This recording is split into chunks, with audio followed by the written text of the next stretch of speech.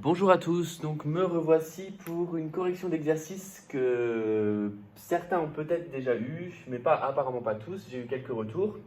Donc déjà dans un premier temps, n'hésitez pas à commenter les vidéos si besoin, n'hésitez pas aussi à vous abonner si ce n'est pas déjà fait. Je pense que ça permet de voir au fur et à mesure quand est-ce qu'il y en a en ligne. Sachez juste que je ne me déplace pas tous les jours au collège pour en faire. J'essaierai au moins une fois par semaine. Donc là, aujourd'hui, on est vendredi. Surveillez bien votre cahier de texte, puisque c'est là où je dépose les documents. Donc important de bien voir ce qui se passe sur le cahier de texte et en même temps, au fur et à mesure, de suivre les vidéos qui correspondent à ce qui est posté sur l'END. Voilà, donc ceci étant dit, nous allons donc corriger cet exercice où il fallait calculer l'aire et le périmètre. Donc pour calculer l'aire et le périmètre de cette figure, nous allons donc, dans un premier temps, calculer le côté manquant. Pour calculer le côté manquant, nous voyons que le triangle BCD est un triangle rectangle. Donc qui dit triangle rectangle avec deux longueurs et un côté manquant, dit théorème de Pythagore. Donc, on rédige en disant que le triangle BCD est rectangle C. Donc d'hypoténuse BD, d'après le théorème de Pythagore, on a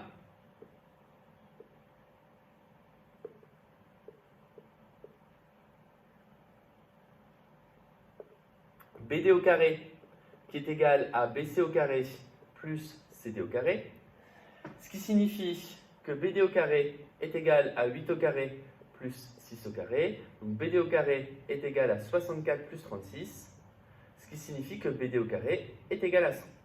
Évidemment, la longueur que je cherche c'est BD et non pas son carré, donc je calcule la racine carrée. Donc la racine carrée de 100, c'est une valeur exacte, ça vaut 10 cm. Donc ici, la longueur que je cherche vaut 10 cm. Ça me permet du coup, ça va me permettre de connaître toutes les longueurs déjà pour le contour. Donc on va peut-être commencer par le périmètre. Mais avant ça, donc si je fais le contour, je vois que je connais la longueur AB, je vois que je connais la longueur BC, la longueur CD, et la longueur DE, je ne la connais pas. Mais je sais d'après le codage que la longueur HF mesure 5 cm. Or, c'est un rectangle, donc la longueur GD, je peux la déduire du fait de savoir que, pas la longueur GD, pardon, la longueur donc GD fait 20 cm puisque c'est un rectangle, mais la longueur ED, je peux la déduire du fait justement que GD fait 20 cm. Donc pour déduire la longueur ED, on calcule donc 20 cm moins les 5 cm du codage, ce qui signifie que ça fait 15 cm. Ensuite, de la même façon, pour trouver la longueur FE qui nous manque ici, on pourrait avoir l'impression de se dire que c'est un carré. Ça va l'être, mais on ne peut pas le déduire tout de suite. Parce que si la longueur là ne faisait pas 10, si elle faisait 11 par exemple, la longueur là pourrait faire autre chose que 5 et donc on aurait affaire à un rectangle. Comment on est sûr que c'est un rectangle? C'est un rectangle déjà parce que c'est un quadrilatère qui a 3 angles droits, donc 4 angles droits. Donc ça c'est la définition d'un rectangle. Maintenant, pour que ça devienne un carré, il faut encore que les côtés consécutifs soient de même longueur, parce qu'on sait que dans un rectangle, les côtés opposés sont de même longueur, donc on sait que ça fait 5 cm. Mais pour les deux côtés-là, il y a un petit calcul à faire.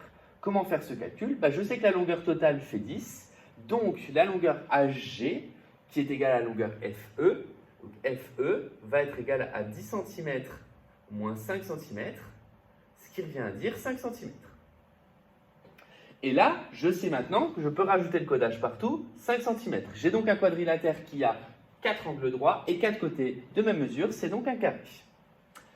Donc pour le périmètre, je pars de A, je vais vers B, donc je fais la longueur AB, plus BC, plus CD, plus DE, plus EF, plus HF, plus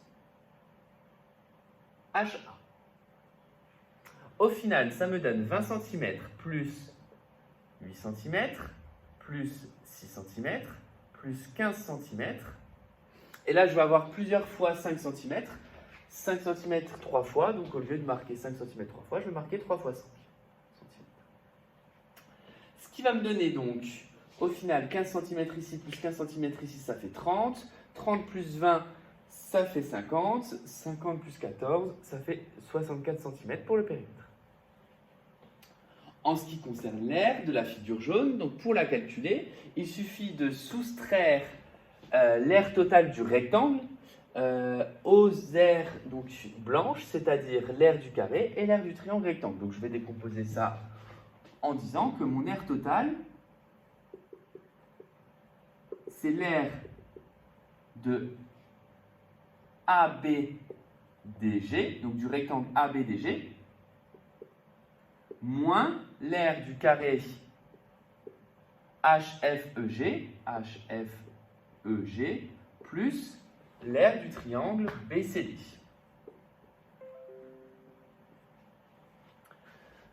Alors, là, ça me permet de vous montrer aussi une autre façon d'écrire. Donc, évidemment, ça, c'est la façon optimale. On écrit tous les calculs sur une ligne. Si vous avez besoin pour trouver l'aire totale, vous pouvez évidemment dire que je calcule l'aire du rectangle, je calcule l'aire du carré, je calcule l'aire du triangle rectangle, et ensuite, je fais toutes les opérations qui me permettent de trouver l'aire totale. Donc, ici, l'aire du rectangle, c'est longueur fois largeur. L'aire du carré, c'est côté fois côté.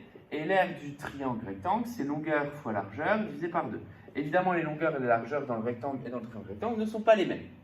Alors, longueur-largeur, pour le rectangle, c'est 20 fois 10, d'où l'intérêt de connaître le 10. Une autre fois, l'aire du carré, c'est 5 fois 5, donc 5 au carré.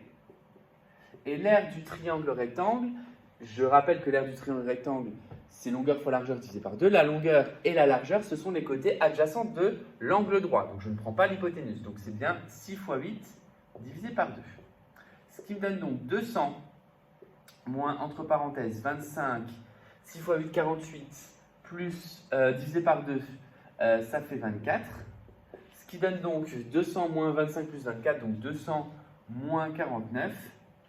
Ce qui fait 151, évidemment, cm², puisque toutes les longueurs sont en cm². Voilà pour cet exercice.